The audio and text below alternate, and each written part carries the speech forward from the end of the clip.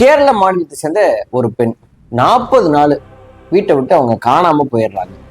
அந்த 40 நாளும் 40 ஆண்கள் அந்த பெண்ணை பயன்படுத்துறாங்க.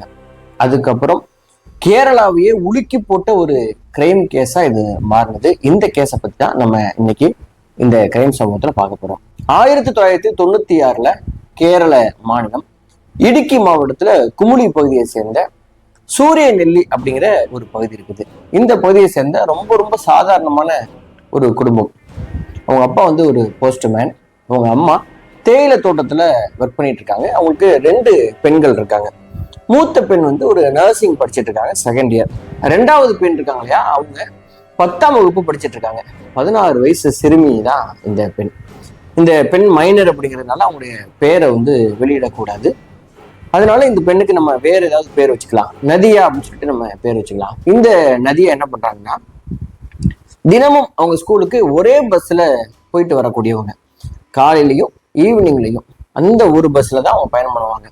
அதுதான் ஸ்கூலுக்கு போறது சரியான நேரமா இருக்கும் அப்படிங்கிறதுனால. அப்படி போகும்போது அந்த பஸ்ல கண்டக்டரா 30 வயசான ராஜு அப்படிங்கிற ஒரு கேரக்டர். இவன் தினமும் இந்த பொண் இதே பஸ்ல வர்றாங்க, இதுலயே போறாங்க அப்படிங்கிறத பார்த்துக்கிட்டே இருக்கிறான். சில நாட்கள்ல நெருங்கி அந்த பொண்ணுகிட்ட பேச ஆரம்பிக்கிறான். அந்த பொண்ணும் பேச ஆரம்பிக்கிறாங்க. இது கொஞ்சம் கொஞ்சமா நட்பா அப்படியே மாறுது. எப்படி அவன் டெவலப் பண்றான் அப்படின்னா, அந்த பொண்ணுக்கு ஸ்கூல் விட்டு வந்த உடனே இந்த பஸ்ல ஏறதுக்கு முன்னாடி இவனே சீட்டு பிடிச்சி வைப்பான். சில நாட்கள் டிக்கெட் எடுக்க போகும்போது இவன் டிக்கெட் வாங்க மாட்டான், காசு இவனே ஃப்ரீயா டிக்கெட் கொடுப்பான். சில நாட்கள்ல அவங்க ஸ்கூலுக்கு வரல அப்படின்னு சொன்னா, ஏன் நேற்று வரல, உங்களை நான் ரொம்ப மிஸ் பண்ணேன் அப்படின்னு சொல்லி பேச ஆரம்பிப்பான். இப்படி இருக்கும்போது சில நாட்கள்ல இந்த 2 பேருடைய பழக்கமும் அங்க இருக்கிற இவங்களுடைய நண்பர்களுக்கும் தெரிய வந்தது. இந்த பொண்ணுக்கு ஒரு கெத்து. தினமும் கண்டக்டர் வந்து தனக்காக இந்த மாதிரி சீட்டு பிடிச்சி வைக்கிறதும், டிக்கெட் வந்து பணம் வாங்காம இருக்கிறதும், அந்த ஏஜ்ல வந்து ஒரு சின்ன ஒரு ஈர்ப்பு இருக்கு இல்லையா, அந்த மாதிரி அந்த பொண்ணுக்கு இருக்குது. இது அவங்க ஃப்ரெண்ட்ஸ் எல்லாருக்குமே தெரியவும் செஞ்சிருக்குது. இப்படி இருக்கும்போது 1996 ஜனவரி 16 அன்னைக்கு வழக்கம் போல இந்த பெண் வந்து ஸ்கூலுக்கு கிளம்புறாங்க. எப்போதுமே 5 மணிக்கெல்லாம் இவங்க வீட்டுக்கு வந்துருவாங்க. ஆனா அன்னைக்கு 5 மணிக்கு வீட்டுக்கு வரல. 6 மணி வரையும் வீட்டில் உள்ளவங்க பேரண்ட்ஸ் எல்லாம் வெயிட் பண்றாங்க, வரல. 7, 8 மணி இவங்க தேட ஆரம்பிக்கிறாங்க. ஸ்கூல்ல போய் விசாரிச்சா இந்த பொண்ணு இன்னைக்கு ஸ்கூலுக்கு வந்தாங்க, 4 மணிக்கெல்லாம் கிளம்பிட்டாங்களே அப்படிங்கிற தகவல் சொல்றாங்க. ஃப்ரெண்ட்ஸ் எல்லாத்தையும் கேட்கும்போது அந்த பஸ் கண்டக்டர் ராஜு கூட ரொம்ப நெருக்கமா பழகிட்டு இருந்தாங்க இந்த பொண்ணு அப்படிங்கிற தகவல் தெரிஞ்ச உடனே வீட்டுல அப்பா அம்மாவுக்கு கெத்துன்னு ஆயிடுச்சு. ஒருவேளை ஸ்கூல் படிக்கிற சிறுமிகளை எடுத்துட்டு நிறைய கேஸ் இந்த மாதிரி ஓடுறதெல்லாம் நம்ம கேள்விப்பட்டோம். அந்த மாதிரி இந்த பொண்ணு ஒருவேளை அவங்க கூட ஓடி போயிட்டாங்களோ அப்படின்னு அந்த அப்பா அம்மா நினைச்சிட்டு என்ன பண்றாங்கன்னா, அங்க இருக்கிற போலீஸ் ஸ்டேஷன்ல போயிட்டு ஒரு கம்ப்ளைண்ட்டை கொடுக்குறாங்க. இந்த மாதிரி ஸ்கூல் போன இந்த பொண்ணை காணா, இந்த டீட்டெயில் எல்லாத்தையுமே சொல்றாங்க. அந்த டீட்டெயில ராஜுங்கிற கண்டக்டருடைய மேட்டரும் சொல்றாங்க. போலீஸ் வந்து இந்த கண்டக்டர்கிட்ட போய் விசாரிக்கும் போது இந்த கண்டக்டருக்கு பின்புலம் வந்து ரொம்ப நல்லாவே இருக்குது. எந்த கிரிமினல் ஆக்டிவிட்டியும் அவனுடைய வாழ்க்கையில இல்லை. அவன்கிட்ட இந்த பெண் பத்தி விசாரிக்கும் போது, சத்தியமா எனக்கு தெரியாதுங்க, அது ஒரு நல்ல ஃப்ரெண்டு தான் எனக்கு, நான் அதுக்காக தான் உங்களுக்கு சீட்டெல்லாம் பிடிச்சி வைப்பேன், மற்றபடி எனக்கும் அந்த பொண்ணுக்கும் ஒரு சம்பந்தமே கிடையாது. ஏன்னா அந்த பொண்ணோட வயசு என்ன, என்னோட வயசு என்னங்க, இப்படிலாம் நீங்க கேட்கறதே எனக்கு ரொம்ப கஷ்டமா இருக்குன்னு சொல்லிட்டு அவன் சொல்லிடுறான். இப்போ என்ன ஆயிடுச்சு அப்படின்னா, இந்த கேஸ்ல அடுத்த கட்டமா இந்த பெண் காணாம போயிட்டாங்களே, அவங்க எங்க போனாங்க, என்ன ஆனாங்க அப்படிங்கிறது யாருக்குமே தெரியாத ஒரு பெரிய மர்மமாவா மாறிடுச்சு. 1 நாள் 2 நாள் இல்லைங்க, ஏறக்குறைய 40 நாள் இந்த பெண் பத்தி எந்த தகவலுமே இல்லை. எங்க போயிருப்பாங்க இந்த பெண், யார் இந்த பெண்ணை கடத்திட்டு போனாங்களா, இல்லை விருப்பப்பட்டு போனாங்களா, இந்த ராஜு அழைச்சிட்டு போகலாம் அப்படின்னா இந்த பெண் வேற எங்க போயிருப்பாங்க அப்படிங்கிறது மிகப்பெரிய மர்மம். அந்த மர்மம் உடையும் போது கேரளாவையே புரட்டி போட்டது. கேரளா மட்டும் இல்லைங்க, இது ஒரு அரசியல்ல மிகப்பெரிய பூகம்பத்தை ஏற்படுத்தின ஒரு கேஸ். சூரிய நெல்லி செக்ஸ் ஸ்கேண்டல் கேஸ் அப்படின்னு சொல்லிட்டு இன்னைக்கு நீங்க போய் இணையதளத்துல படிச்சு பாருங்க. சரி, இந்த கேஸை பத்தி தான் நம்ம இன்னைக்கு இந்த கிரைம் சேனல்ல டீட்டெயிலா பேச போறோம். இது வரைக்கும் இந்த சேனலை நீங்க சப்ஸ்கிரைப் பண்ணாம பார்த்துட்டீங்கன்னா மறக்காம சப்ஸ்கிரைப் பண்ணி உங்க ஆதரவு தாங்க. சரி, நேரடியா இந்த சம்பவத்துக்குள்ள போயிடலாம்.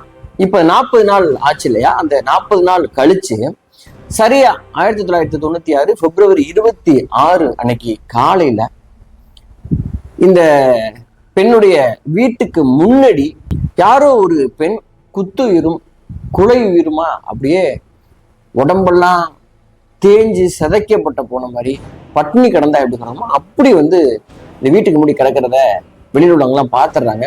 அந்த வீட்டை உள்ளவங்கள்ட்ட தட்டி சொல்லும் பொழுது வெளில வந்து அப்பா அம்மா அக்கா வந்து பார்க்கும் பொழுது அது காணாம போன இந்த நதியா. அவங்களுக்கு அப்படியே பயங்கர ஷாக்கிங். இந்த விழுந்து கிடக்கிற நதியாவுக்கு பேச்சு மூச்சு இல்லை, ஆல்மோஸ்ட் சுயநினைவே இல்லாம கடந்திருக்காங்க. உடனடியா அவங்கள ஹாஸ்பிட்டல் அழைச்சிட்டு போயிட்டு செக் பண்ணும்போது மருத்துவர் என்ன சொல்றாங்கன்னா, இந்த மாதிரி ஒரு கேஸை நாங்கள் அட்டன் பண்ணதே இல்லை, உடல் அளவுலையும் மனதளவுலையும் பெரிய அளவுக்கு சிதைக்கப்பட்டிருக்கிறாங்க.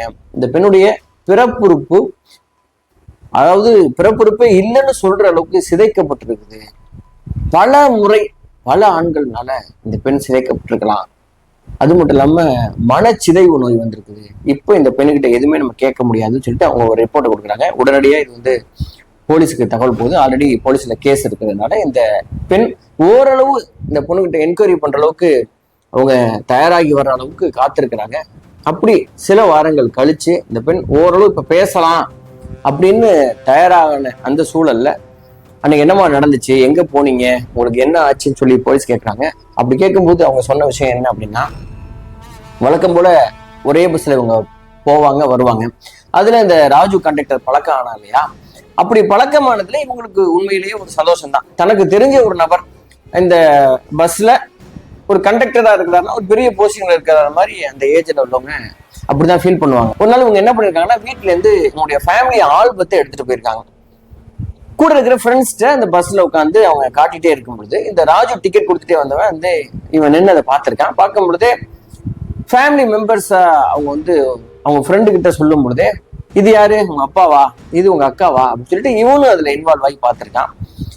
உடனே வந்து அந்த பொண்ணு வந்து இது ஆமா இது எங்க அக்கா, எங்க படிக்கிறாங்க, எங்க அப்பா என்ன பண்றாருன்னு சொல்லிட்டு மொத்த ஃபேமிலி டீட்டெயிலுமே இந்த பொண்ணு சொல்லியிருக்கு.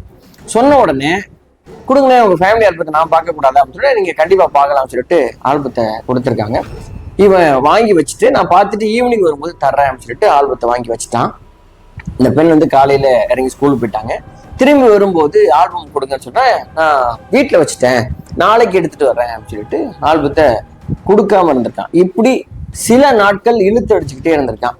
தினமும் இந்த பொண்ணு போயிட்டு அவங்ககிட்ட கேட்கறதும் அந்த பொண்ணு நாளைக்கு தரேன்னு சொல்லிட்டே இருந்திருக்கான் இந்த கண்டக்டர். இப்படி இருக்கும்போது ஒரு நாள் இந்த நதியா, எங்க வீட்டுல உள்ளவங்க வந்து ஆல்பத்தை தேட போறாங்க, அதுக்கு முன்னாடி நான் கொண்டு போய் வச்சிடணும், இப்படி நான் ஸ்கூலுக்கு எடுத்துட்டு போனேன்னு தெரிஞ்சாவே எங்க வீட்டுல திட்டுவாங்க, அடிக்கவும் செய்வாங்க, கொடுத்துருங்க அப்படின்னு சொல்லி கேட்ட உடனே சரி என் வீட்டுல இருக்குது நீ வந்து வாங்கிட்டு போ அப்படின்னு சொல்லிட்டு வீட்டுக்கு கூப்பிட்டுருக்காங்க. இப்போ இந்த பொண்ணு அதை நம்பி அவங்க வீட்டுக்கு போகும்போது வீட்டுக்குள்ள இந்த பொண்ணை விட்டு கதவு சாத்திட்டு இந்த பொண்ணை மிரட்டி அந்த பெண் கூட தவறா இருந்திருக்கான்.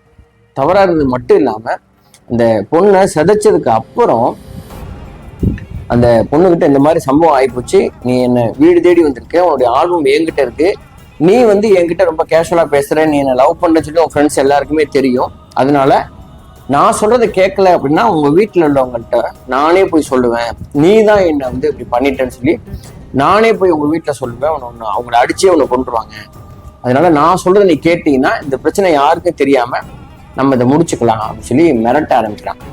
மிரட்டில இந்த சின்ன பெண் சிறுமி தானே, 16 வயசு, இவங்க பயந்துடுறாங்க. உடனடியா என்ன பண்றதுன்னே தெரியல, சரி நீங்க என்ன சொல்றீங்கன்னா நான் கேட்டுட்டேன், அதுக்கப்புறம் என்னை விட்டுருங்க அப்படின்னு சொல்லிட்டு அவங்களும் அதை அக்செப்ட் பண்றாங்க. அதுக்கப்புறம் அங்கிருந்து கோட்டயத்துக்கு அழைச்சிட்டு போறான். இந்த கோட்டயத்துல அங்க 2 நபர்களை பாக்குறான். ஒருத்தன் பேரு தர்மராஜன், பேரெல்லாம் பாருங்க பயங்கரமான பேரா இருக்குல்ல, தர்மராஜன். இந்த வந்து ஒரு வக்கீல், உஷா அப்படின்னு ஒரு பொம்பளை. இந்த 2 பேர்ட்டையும் இந்த பெண்ணை கொண்டு போய் ஒப்படைச்சிட்டு அவங்க கிட்ட காசு வாங்கிட்டு இவன் வந்துடுறான். இவங்களை வாங்கின அந்த தர்மராஜனும் உஷாவும் என்ன பண்ணாங்கன்னா ஒரு லாட்ஜில் அடைச்சி வச்சுட்டு அங்கிருந்து பல ஊர்களுக்கு, திருவேண்டரம், நம்ம கன்னியாகுமரிக்கு வந்திருக்கிறாங்க, கோட்டையும், இப்படி கேரளாவில் இருக்கிற பல இடங்களுக்கு இந்த பெண்ணை அழைச்சிட்டு போயிட்டு பல விவிஐபிகளுக்கு இந்த பெண்ணை வந்து அனுப்பிச்சு விட்டுருக்கான். அவங்க கிட்ட இருந்து லட்சக்கணக்கான பணத்தை வாங்கியிருக்கிறான்.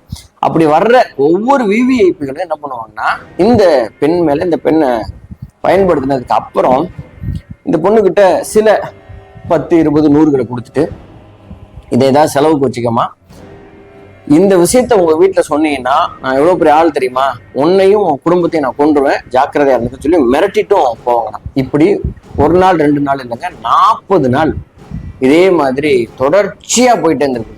தொடர்ச்சியா ஒரு நாள்ல பல நாட்கள் 40 ஆண்கள் தொடர்ச்சியாக இந்த பொண்ணை வந்து பயன்படுத்தியிருக்காங்க. இதுல என்னன்னா, இந்த பெண் வந்து இது மாதிரி தொடர்ச்சியா பாலியல் வல்லுறவுக்கு ஈடுபடுத்தும் போது கர்ப்பமாயிடக்கூடாது அப்படிங்கிறதுனால ஒவ்வொரு முறை ஒவ்வொரு ஆணும் இந்த பெண்ணை பயன்படுத்தும் போது உடனடியா கர்ப்பத்தட மாத்திரையும் கொடுப்பாங்களாம். இப்படியே இந்த பெண் வந்து டோட்டலா மனச்சிதைவுக்கும் உடல் சிதைவுக்கும் ஆளாகி ஒரு மாதிரி ரொம்ப வீக் ஆகும்போது 40 நாள் இதுக்கப்புறம் இந்த பொண்ணை வச்சிருந்தா ரிஸ்க், இந்த பொண்ணு செத்து போயிடும் அப்படின்ற மாதிரி முடிவு பண்ணிட்டு சரி உன் வீட்டுக்கு போன்னு சொல்லிட்டு அங்கேருந்து கிளப்பி விட்டுறாங்க.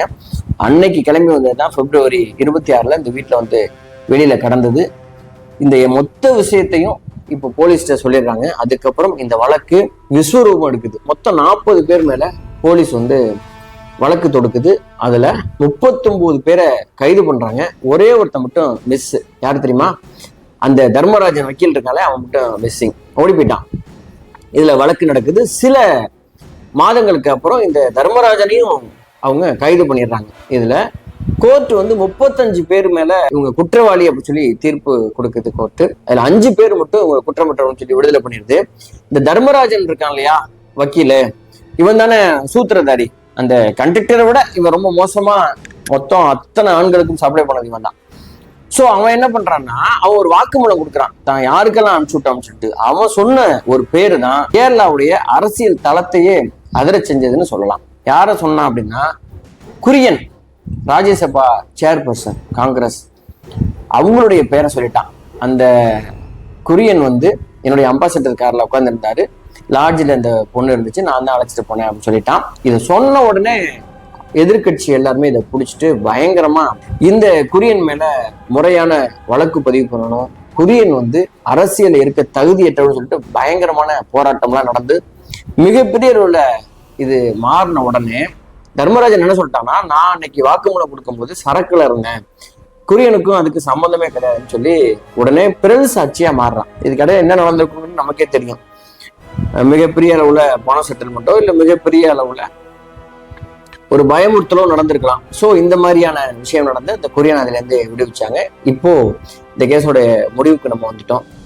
தப்பு பண்ணவங்க எல்லாம் வந்து ஏதோ தண்டனை அப்படிங்கிற பேர்ல சிறையில இருக்காங்க. ஆனா இந்த பெண் இப்போ ஒரு கம்பெனில வேலை பார்த்துட்டு இருக்காங்க. இன்னமும் ஆண்களை பார்த்தா அவங்க அலற அளவுக்கு அந்த மனச்சிதைவு நோயில இன்னும் பாதிக்கப்பட்ட நிலைமையில இருக்கிறதா தான் சொல்றாங்க. இன்னும் ஆண்களை பார்த்தா பயமா இருக்குது. ரொம்ப சாதாரணமா பேச வர்ற சொந்த அப்பாவை பார்த்தே கூட ஒர்க் பண்ற நல்ல ஆண்களை பார்த்தும் பயப்படுற ஒரு சூழலை உருவாக்கின இந்த காமுகர்கள் இந்த பூமியில இருக்கவே தகுதியற்றவர்கள்னு நான் நினைக்கிறேன். சரி நம்மளே இவங்களுக்கு என்ன தண்டனை கொடுத்துருக்கணும், இன்னும் இவங்க ஜெயில தான் இருக்காங்க. இவங்கெல்லாம் வந்து மரண தண்டனைக்கு ஆளாக்கப்பட வேண்டியவர்கள் அப்படிங்கிறது என்னுடைய கருத்து. இவங்களுக்கு என்ன தண்டனை கொடுத்துட்டா சரியா இருக்கும் அப்படிங்கிறத நீங்க பதிவு பண்ணுங்க. மறக்காம இந்த சேனலை நீங்க சப்ஸ்கிரைப் பண்ணி உங்க ஆதரவு தாங்க. இந்த கேஸ் சம்பந்தமான மேலதிகமான டீட்டெயில் வேணும்னா நீங்க தேடி படிச்சு பாருங்க. சரி நம்மளே தொடர்ச்சியாக நம்ம இந்த மாதிரியான குற்றச்சம்பவங்களை பார்க்குறோம். இதை பார்க்கறதோட நோக்கம் என்னன்னா, இதுல இருந்து விழிப்புணர்வு அடைஞ்சு இந்த மாதிரியான பிரச்சனை மாட்டிக்காமையாவது நம்ம இருக்கலாம். இந்த மாதிரியான டீனேஜ்ல இருக்கிற பெண்கள் வெளியில இருக்கிற ஆண்களை வந்து ரொம்ப க்ளோஸா பழகுறாங்க, நமக்கு நல்லது செய்யறாங்கன்னு சொல்லி யாரையும் நம்ப வேணாம். தயவு செஞ்சு உங்களுடைய பாதுகாப்பின் மீது இன்னும் நீங்க அக்கறையா இருங்க அப்படிங்கிறதுக்காக தான். அந்த மாதிரி ஒரு சிலராவது விழிப்புணர்வு அடைந்து பாதுகாக்கப்பட்டா ரொம்ப சந்தோஷம். நன்றி, வணக்கம்.